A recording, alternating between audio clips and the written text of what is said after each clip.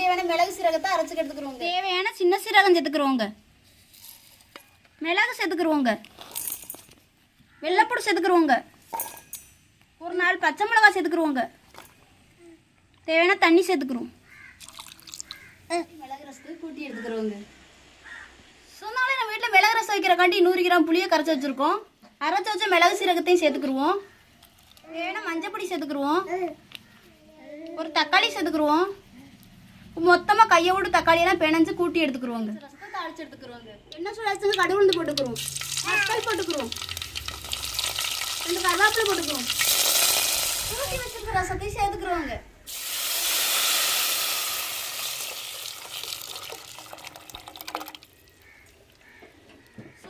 மிளகு ரசம் ரெடி ஆச்சுங்க. இறக்கி வச்சுக்கிறோம். தேவையான உப்பு போட்டுக்கிறோங்க.